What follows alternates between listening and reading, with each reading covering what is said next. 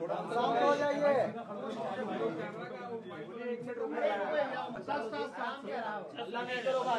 चलिए शांति। चलिए आप सब लोगों को मैं आज स्वागत करता हूं। जैसे आप लोगों को जानकारी होगी, जो घटना मोकामा विधानसभा क्षेत्र में हुआ है उसको जिला प्रशासन और पुलिस ने काफ़ी अति गंभीरता से लिया है। गंभीरता से लेते हुए पूरी घटना का छानबीन भी पुलिस द्वारा पुलिसिय कार्रवाई के तहत की जा रही है। कांड दर्ज हुआ है और पुलिसिय कार्रवाई अलग से चल रही है। हम लोग इस घटना को बहुत ही सीरियसली देख रहे हैं और घटना के बाद काफ़ी हम लोगों ने कार्रवाई की है। आज जो गिरफ्तारी हुई है इसके संबंध में एसएसपी साहब और केस के डिटेल संबंध में आपको बताएंगे। आचार संहिता बहुत ही एक मजबूत स्तंभ है पूरा इलेक्शन प्रोसेस में, और इलेक्शन कमीशन का स्पष्ट निर्देश है कि बाई लॉ इलेक्शन होगा तो उसी का अनुपालन 100% करने में हम लोग लगे हुए हैं और कराएंगे भी। कोई भी असामाजिक तत्व किसी भी प्रकार की प्रयास करेगा कानून तोड़ने का, आचार संहिता तोड़ने का या किसी भी प्रकार की इन्फ्लुएंस करने का कोशिश करेगा तो उनके विरुद्ध कठोरतम कार्रवाई की जाएगी। हम लोग 100% आर्म्स डिपोजिशन करने के लिए आदेश दिए हैं और लगातार जल्द से जल्द जितने भी लीगल आर्म्स हैं वो भी डिपॉजिट हो जाएंगे। चेकिंग पॉइंट्स हर विधानसभा में 50 के ऊपर पॉइंट्स बनाने के लिए निर्देश दिया गया है, जिसमें सीएपीएफ के माध्यम से भी चेकिंग कराई जाएगी। सेजर पूरे राज्य में पटना जिला में सबसे ज़्यादा सेजर अभी तक का हुआ है। लगातार सीएपीएफ सक्रिय हैं और पर्याप्त मात्रा में सीएपीएफ के बल उपलब्ध है। वो पुलिस बल और मजिस्ट्रेट के साथ लगातार चेकिंग की कार्रवाई लगातार कर रहे हैं और सेजर भी कर रहे हैं। आचार संहिता के संबंध में सभी पदाधिकारियों को पुनः निर्देश दिया गया कि किसी भी प्रकार के अगर उल्लंघन होगा उनके विरुद्ध कठोरतम कार्रवाई किया जाना है। जहाँ तक इलीगल आर्म्स की बात है उस पर और तेज़ी लाई गई। जहाँ जहाँ आवश्यकता हो सीएपीएफ को भी यूज़ करके उसमें छापामारी की जा रही है, और जहाँ पर भी ऐसे सूचना मिलेगी वहाँ पर हम लोग छापामारी करके कांड भी दर्ज करेंगे, उक्त असामाजिक तत्वों को जेल भेजने का काम भी करेंगे।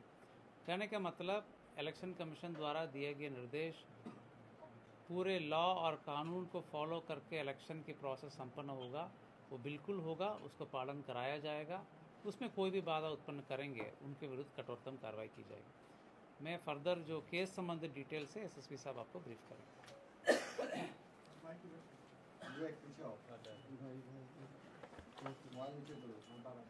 आप लोग आवाज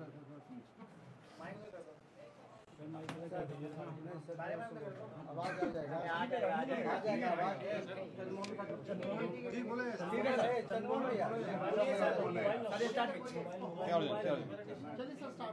सर स्टार्ट कीजिए।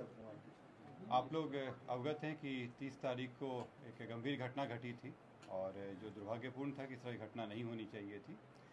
इस घटना में जो तारतर गांव है उसके समीप में दो पक्षों जो वहाँ प्रत्याशी थे वो उन दोनों के काफिला आ रहा था और उन दोनों के बीच पक्षों में झड़प हुई और झड़प में पथराव हुआ, लोग घायल हुए और उसके बाद एक शव बरामद हुआ।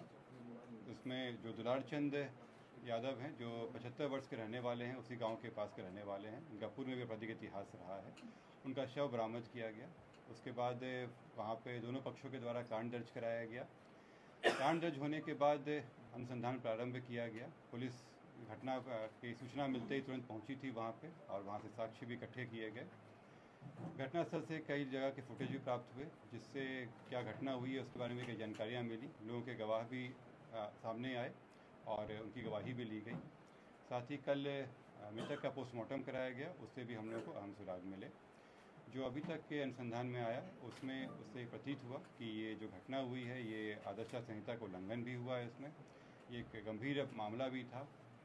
हम लोग इलेक्शन कमीशन के द्वारा निर्देशित भी किया गया था कि शांतिपूर्ण ढंग से इलेक्शन होना चाहिए, और इसमें जब अनुसंधान किया गया तो पाया गया कि जो प्रत्याशी हैं वो वहाँ पे मौजूद थे, उनके सामने में घटनाएं हुई हैं और जो कांड के मुख्य अभियुक्त भी हैं अनंत सिंह, उनकी आज गिरफ्तारी बेड़ना गांव से किया गया है। इसमें हम लोग को जो जानकारी प्राप्त हुई थी, इनके दो सहयोगी भी इनके साथ में थे जो उस घटनास्थल पर भी थे और उनकी भी गिरफ्तारी की गई है। ये दो व्यक्ति हैं मणिकांत ठाकुर जो नदवा गांव के रहने वाले हैं और दूसरा रंजीत राम जो लदमा गांव के रहने वाले हैं।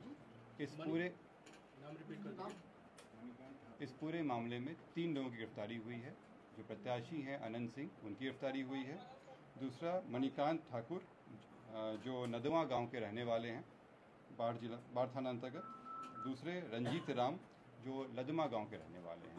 ये लोग भी उस घटनास्थल पर थे मौजूद। इन तीनों की गिरफ्तारी की गई है। इन तीनों को आगे मजिस्ट्रेट के सामने प्रस्तुत कराया जाएगा और आगे विधि सम्मत कार्रवाई की जाएगी। किस आरोप में गिरफ्तार किया? बात जानना चाहते हैं कि पोस्टमार्टम रिपोर्ट में गोली लगने की बात हुई थी। कौन सा आर्म यूज किया गया, आप लोगों को ये पता लगा? गोली चली है तो कौन से बंदूक से चली है?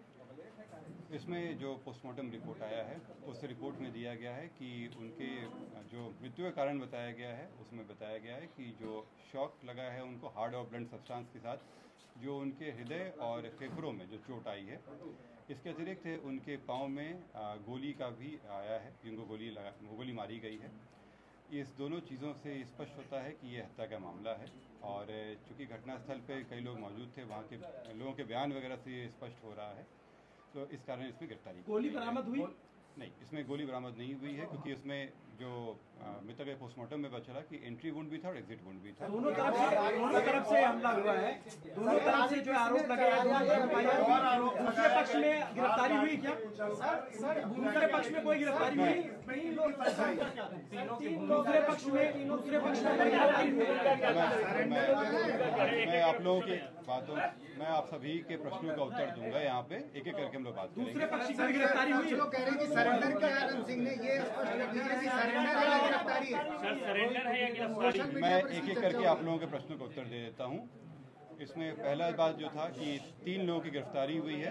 इससे 3 लोगों की गिरफ्तारी हुई है। इसमें अन्य लोग भी हैं जिनके विरुद्ध रेड छापामारी चल रही है। कार्तिकेय जी, दूसरे पक्ष की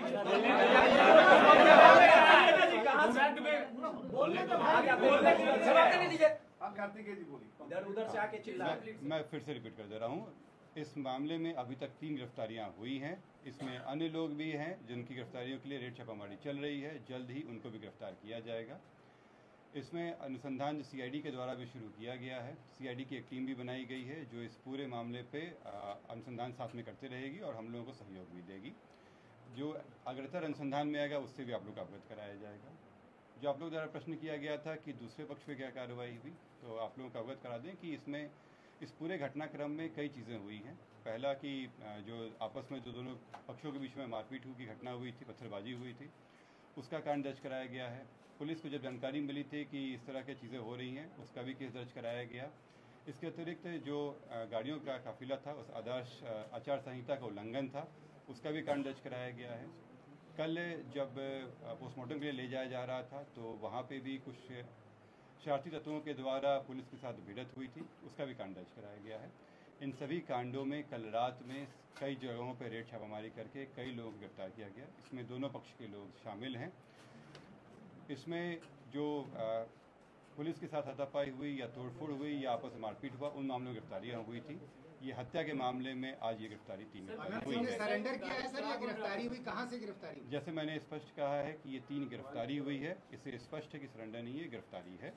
और ये बेड़ना गांव जो बाढ़ के अंतर्गत आता है, वहाँ से गिरफ्तारी की गई।